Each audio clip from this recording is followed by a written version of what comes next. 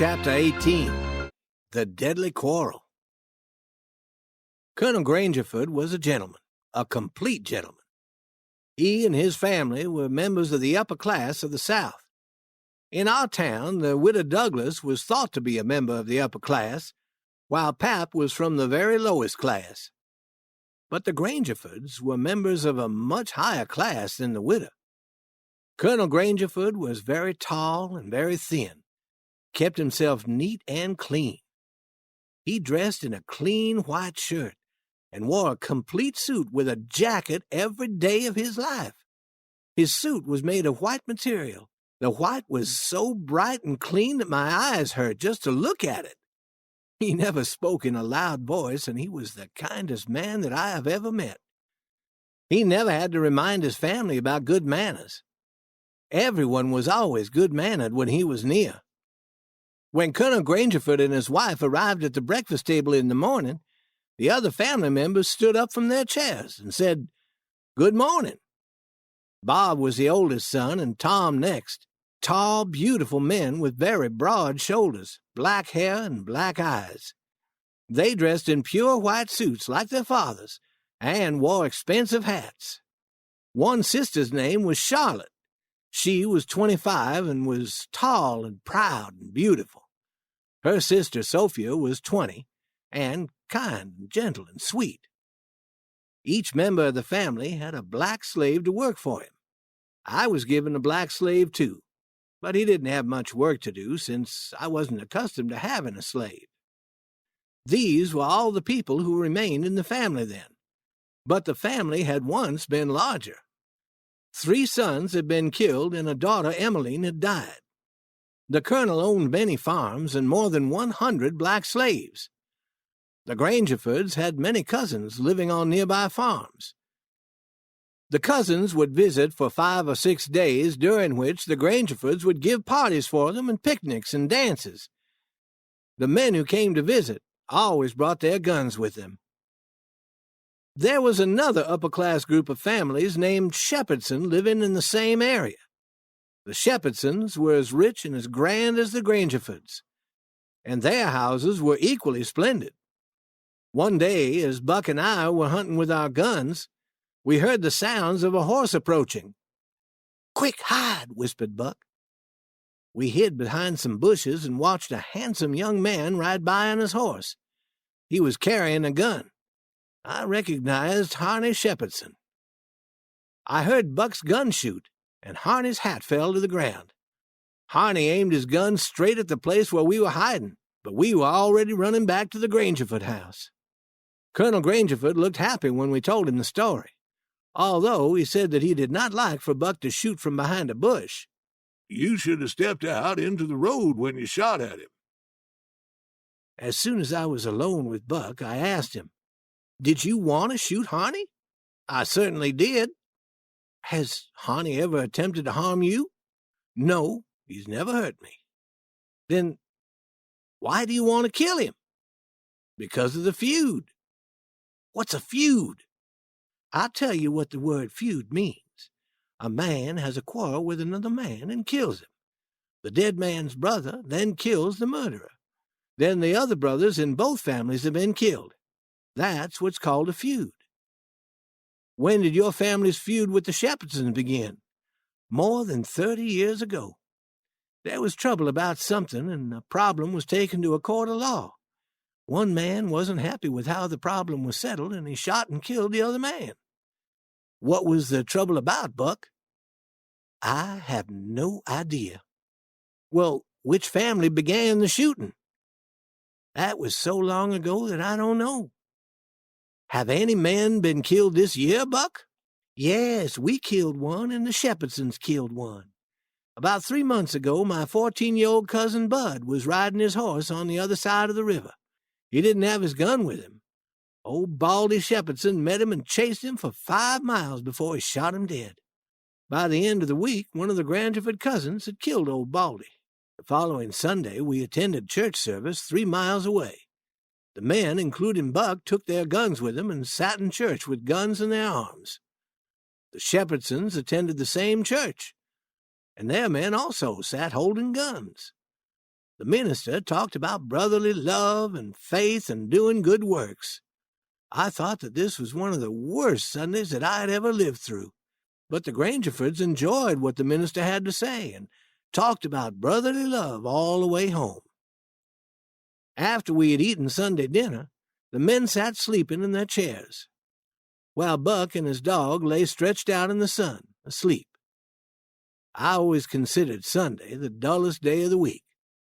I decided to go to my room to sleep, when Miss Sophia motioned for me to come into her room. She closed the door softly and asked me if I could do something for her and not tell anyone. I said that I would. She then told me that she had left her Bible in church that morning and wanted me to get it for her. I walked to the church without being seen and soon found Sophie's Bible. I knew that something was wrong because it wasn't normal for a girl to be so eager to have her Bible. I shook the book and a piece of paper fell out. On the paper were written the words, 2:30. Nothing else. 2:30 must mean a time of day, 30 minutes after the hour 2 o'clock. I could figure nothing more from the note, so I returned it to the Bible and hurried to Miss Sophia. Miss Sophia was waiting for me in her room. She took the Bible and shook it until the paper fell out. As soon as she read it, she looked happy. Again she asked me not to tell anyone. Her face turned red for a few minutes and her eyes seemed to shine. I asked her what the message on the paper meant, and she said that it was nothing, only a bookmark to keep her place in the Bible. Then she told me to go away and play. I walked to the river, thinking about that message, and soon noticed that my black slave was following me. When we were out of sight of the house, he came up to me and said, "If you come up the river with me a short distance, I'll show you a nest of dangerous snakes." There's something strange about this, I thought to myself. He told me about that nest of dangerous snakes yesterday, too. He should know that I don't have a love for dangerous snakes, and I don't go hunting for them. I wondered about his real purpose and said, "Show me the way." I followed him for half a mile along the river.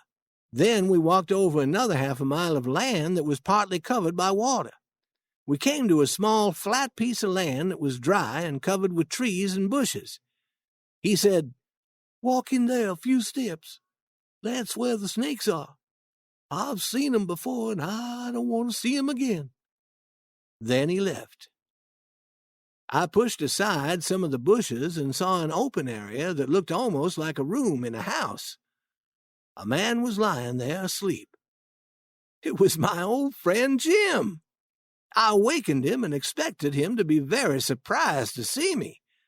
He was very happy, but not surprised. He said that he knew all about what I'd been doing. The Grangerford slaves had found him and showed him this place to hide. They brought him food every day and told him what I was doing. "You should have sent for me sooner.